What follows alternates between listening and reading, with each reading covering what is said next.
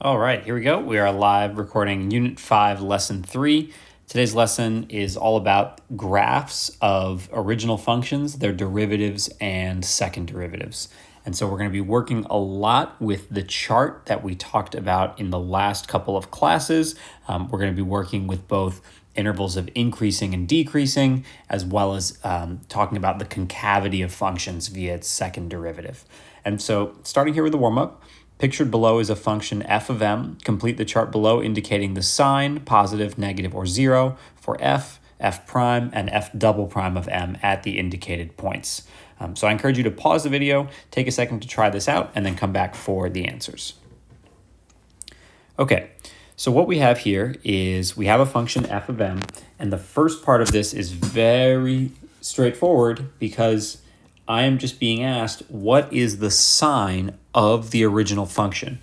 And remember, that just refers to the y values here. So it's literally just referring to, are these values above or below the x-axis? And since all of these y values are above the x-axis, all of these values for f of m, doesn't matter which one they are going to be positive. It's when we start talking about the first derivative here that we have to actually start thinking through point by point. Remember, most important sentence in calculus, the derivative is the slope of the tangent line. And so you can just draw all of these tangent lines. You can actually draw them. And I encourage you to do that when you're actually working these things out, is sketch little tiny tangent lines here and think about their slopes. So first we have a negative slope. Then we're at a horizontal tangent line. So we have a 0 slope. At C, we have a positive slope. Back to 0 at D. And finally, back to negative at F. Okay. Finally, when we talk about a second derivative, we are talking about what is happening to the first derivative. Is the first derivative going up or down? And so it can be helpful here to label these, to think about them. The first derivative in this first interval went from negative to 0 to positive. And so at point A, we're still in part of that process. In point A, the derivative, the slope of the tangent line, is increasing. So our second derivative here is in fact positive. Our second derivative is still positive at B. It's still positive at B because this slope of the tangent line is still in the process of going up.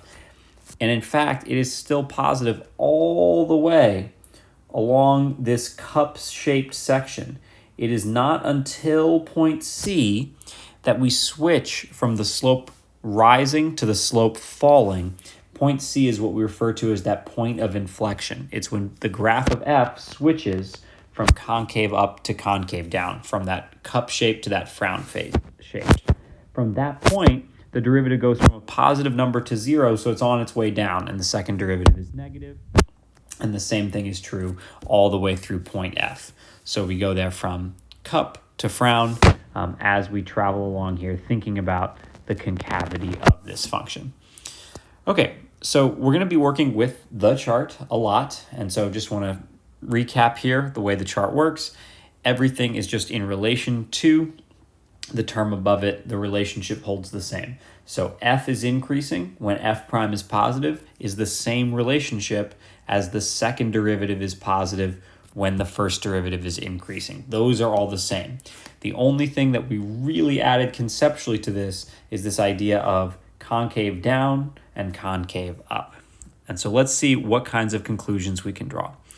So let's look at all the conclusions we can draw from a graph of f. And we're going to look at all of the different things we could say about f prime and f double prime. Everything we say, the conclusion has to be based on f because we were given a graph of f. And so let's see here. We're being asked about f prime. Where is f prime 0? Well, f prime is 0 when we have horizontal tangent lines in f, of which there are 3.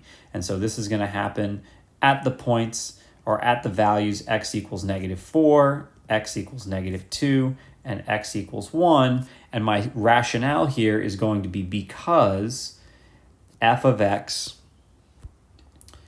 has horizontal tangent lines. I'm going to abbreviate that there just because of space.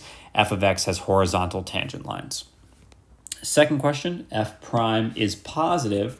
Well, if we think about our chart, f prime is positive when f of x is increasing.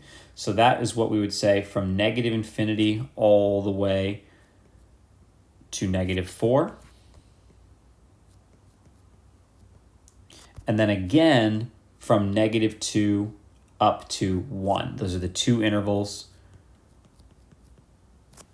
where the original function is increasing and the derivative is positive. Conversely, we have the two regions where the original function is declining in its y values. It's going down. And so that's going to be from negative 4 to negative 2, and then from 1 to infinity, because f of x is decreasing. Now, that we all covered the first time we looked at graphs of f and f prime. What is new for today is thinking about when is the derivative increasing? Well, the derivative is increasing when your original function, and this is where, especially when you're starting out, it's helpful to think about the chart. The derivative is increasing when the original function is in its concave up shape. So it's going to be this one, sort of, I don't want to draw on top of everything here. It's going to be this one U shape from approximately, we're going to just go ahead and call it negative 3 all the way to, we'll call it like 0.5 there. With inflection points, it's very much an estimate. But what's happening here is the slopes of the tangent lines go negative up to positive. And so I'm going to say that the derivative is increasing from negative 3 to, let's say, negative 0.5. And my rationale has to be based on f of x. So I'm going to say because f of x is concave up like a cup, versus the rest of the time, whether we're talking about on the left or the right here, we have a matching frown shape from negative infinity up to negative 3, and then a frown shape again from negative 0.5 to infinity. Those are the areas where f of x is concave down. Now finally, we come to the trickiest one. And this is the one where you really have to take a step and pause, and the chart is very helpful. Remember, these are questions about f prime. If I ask, when does f prime have a local minimum? What you need to understand there is what I'm actually asking about is when does f prime switch from decreasing to increasing, right? I'm asking when does the graph of the derivative, which we do not have a picture of, switch from decreasing to increasing, because that is what a minimum would be. So again, I'm not asking for a minimum of f, I'm asking for a minimum of f prime. Well, the location here where f prime switches from decreasing to increasing is when f switches from concave down to concave up. And so that's only going to happen at one location here. It's going to happen at this inflection point. It's going to happen at x equals negative 3. And if you look at it, this kind of like, once you see it, it makes sense. That is the most negatively sloped tangent line. That's it right there. And so that's going to happen there because f of x switches from concave down to concave up at that location.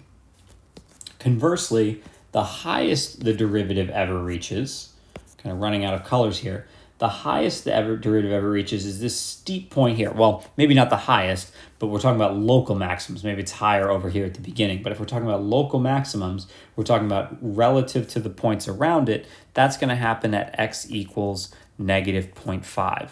And why? Because f of x switches concave up to concave down.